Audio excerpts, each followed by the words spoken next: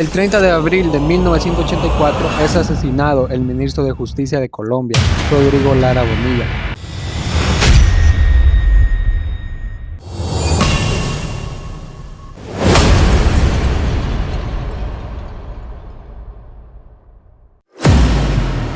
Este asesinato se dio por órdenes del Cártel de Medellín, o mejor dicho, por órdenes de Pablo Escobar. Están entrando entre 14 y 15 horas que vienen por droga a Colombia. El señor ministro de Justicia tiene un plazo de 24 horas para que presente las pruebas de la comunicación que le hizo en el día de ayer en la Cámara de Representantes. Cuando creemos que no es esta la suerte que se merecen los colombianos, porque nuestro pueblo inteligente, audaz y generoso tiene derecho a una posición distinta en el panorama de las naciones americanas.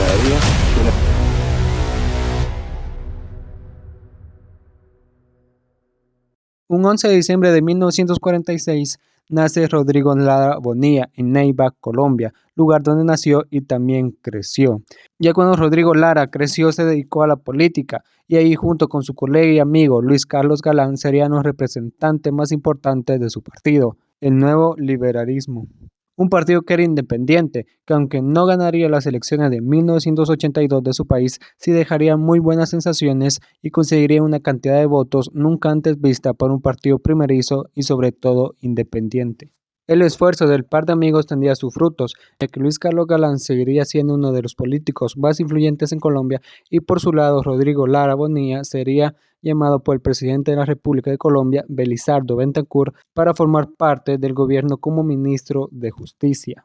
Lara Bonilla por supuesto que aceptó, y ya sentado en la silla del Ministerio de Justicia, no olvidaría la ideología política que el nuevo liberalismo significaba, y desde que llegó al gobierno, su lucha contra el narco y las mafias que destruían Colombia no cesarían. Rodrigo Lara Bonilla mencionaría las tan famosas bolas calientes. El país debe conocer la realidad de ciertos poderosos capitales que creyeron que la amnistía patrimonial significaba el olvido de los delitos que sus titulares cometieron para lograr formar sus fantásticas fortunas.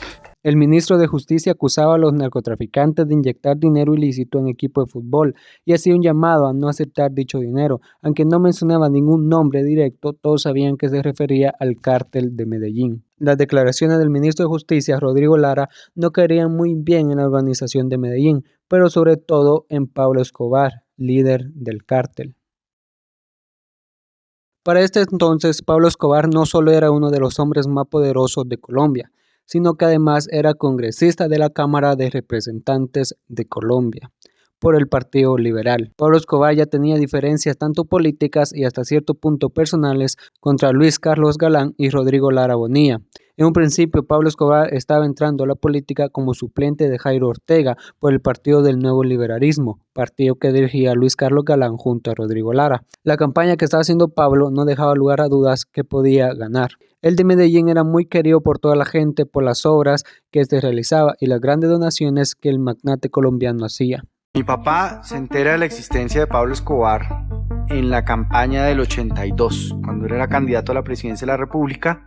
Luis Carlos Galán, quien era el líder del partido junto a su amigo Rodrigo Lara, no dudaría en expulsar a Escobar del partido y desligarse completamente de él. Para este momento el origen de la fortuna de Pablo Escobar era un secreto a voces, aunque aún no confirmado. Todos sabían que esa inmensa fortuna era a base de delitos y el tráfico de drogas hacia los Estados Unidos, junto a su primo y su organización. Luis Carlos Galán dejaría más que claro que no tenía nada que ver con Pablo Escobar. En un discurso totalmente público expulsaría a Pablo de su partido ante los ojos de millones de colombianos que no podían creer que Luis Carlos sacara de esa manera a alguien tan poderoso como era Pablo Escobar en Medellín de su partido. Luis Carlos y Rodrigo Lara aclararían las razones del por qué expulsaban a Pablo de su partido. Razones que eran simples y concretas. No querían un delincuente como un representante del nuevo liberalismo.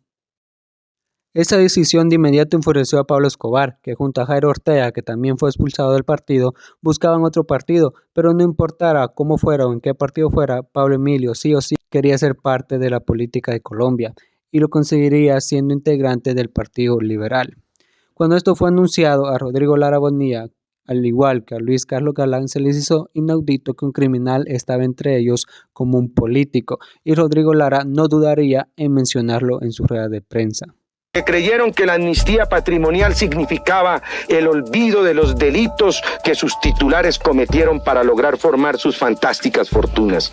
Tanto Rodrigo Lara Bonilla como Pablo Escobar intentarían resolver estas acusaciones desde el punto político legal.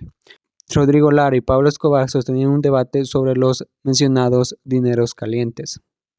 Una de las cosas que más esperaban en este debate era que Pablo Escobar pudiera explicar de dónde había salido su inmensa fortuna que el ministro Lara afirmaba que no podría ser de negocios lícitos.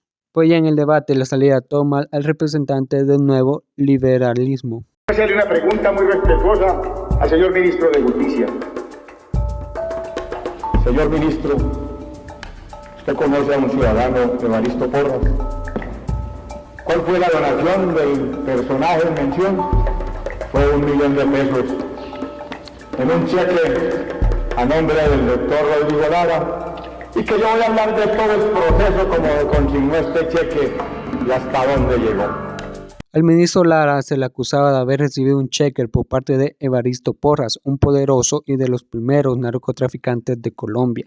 Dicho dinero, según la versión de Jairo Ortega, fue usado para la campaña del nuevo liberalismo. Aunque esto nunca fue así, ya que todo era un plan hecho por Pablo Escobar, donde le pidió al narcotraficante Porras que firmara ese cheque, esto para manchar la reputación de Lara Bonilla. Esto dejaría en jaque al ministro.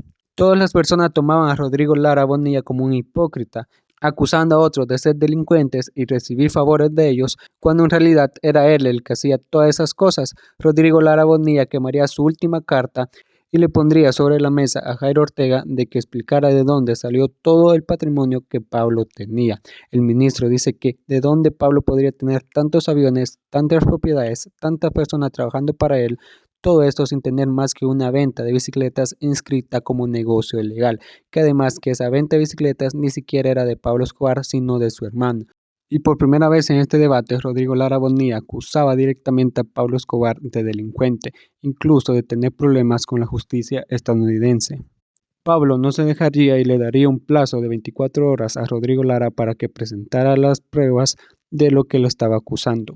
Informar a la opinión pública que el señor ministro de Justicia tiene un plazo de 24 horas para que presente las pruebas concretas de la sindicación que me hizo en el día de ayer en la Cámara de Representantes. No, vinculación con el narcotráfico. Siempre he asegurado que mi dinero no tiene vínculos con el narcotráfico. ¿De dónde surgió entonces su dinero, su fabulosa capital? En Antioquia todos conocen las inversiones en el campo de la industria, en el campo de la ganadería y en el campo de la construcción. Todos estaban a favor de Escobar. El ministro quedó como una doble moral, e incluso su propio amigo Luis Carlos Galán y su propio partido comenzaban una investigación sobre las acusaciones al ministro. Todo parecía perdido para Lara Bonilla, porque aunque todos sabían o por lo menos sospechaban a lo que se dedicaba Pablo Escobar, no habían pruebas que confirmaban esto, y no bastaba solo con la palabra de un ministro. Pero algo milagroso pasaría. Guillermo Cano, director y dueño del periódico más importante de todo Colombia, se tomaría la tarea de ayudar de alguna manera al ministro, y vaya que lo ayudaría. Guillermo Cano dijo, hombre, yo conozco a este tipo, ese tipo tiene alguna foto de escapulario, ese tipo está estuvo en una cárcel, y si estuvo en una cárcel tuvo que ver con el narcotráfico, busquemos. Y es la famosa historia de la búsqueda de esa bendita fotografía. María Jiménez Duzan encontraría una nota de periódico de años atrás, donde aparecía Pablo Emilio Escobar Gaviria y su primo Gonzalo Gaviria, los dos acusados y capturados por tráficos de 39 libras de cocaína. Y no solo eso, el crimen más grande del que se le acusaba a los primos era que luego de esa captura los agentes que realizaron dicha captura fueron asesinados, y todo parecía apuntar que era obra de Pablo Escobar y de Gonzalo Gaviria. Esto dejaba más que claro que la sospecha que siempre tuvo el ministro de Pablo Escobar eran reales. Esta era una gran victoria para el ministro, pero ni él ni nadie se imaginaba que también su mayor derrota. Pablo Escobar dejaba su cargo público y también la política, y a las personas que creyeron en él y le ayudaron no les queda más que agachar la cabeza y ver que esa persona que ellos ayudaron y defendían resultó siendo un narcotraficante, aunque ellos ya conocían esta información. El ministro quedó como un héroe y un líder totalmente comprometido a sacar todo lo podrido de su país con las personas que aún creían que Colombia se podía salvar. y con la ayuda de uno de los aliados más importantes que tuvo en esta guerra política contra Escobar, Guillermo Cano. El ministro seguiría con su lucha sin saber que eso le costaría la vida no solo a él, sino que también a las personas que más lo ayudaron. Y con Pablo fuera de la política y totalmente concentrado en sus negocios y en su venganza contra el ministro Lara, las malas noticias no pararían Pablos de Medellín, pues ya no solo no tenían a su líder dentro de la política, sino que también perderían el laboratorio más grande de droga jamás antes visto hasta ese momento, Tranquilandia. En marzo de 1984, la Policía Antinarcóticos, al mando de encontradas 7 aeronaves, 6 avionetas y un helicóptero. General, ¿a quién pertenecían estos laboratorios, estas pistas? Hay una cadena de narcotraficantes que el país conoce, como son los Ochoa, los Escobar, los Rodríguez, etc. El helicóptero. Esto significó sin duda el golpe más importante a la organización por parte del gobierno, un logro para el gobierno y toda Colombia, pero sin saberlo también lo último que Pablo y sus socios necesitarían para decidir acabar con la vida de Rodrigo Lara Bonilla.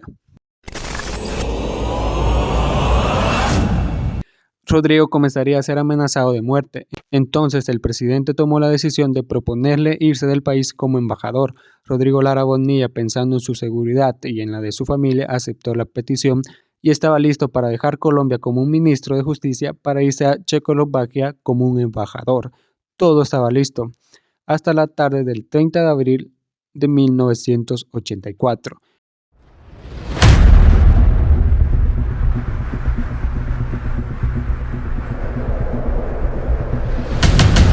El ministro de Justicia, Rodrigo Lara Bonilla, es impactado por balas disparadas de un arma del cártel de Medellín, pero activada por un joven de apenas 14 años. Esa tarde Colombia entendería lo increíblemente poderosa que era la mafia y también lo poco poderoso que era su gobierno.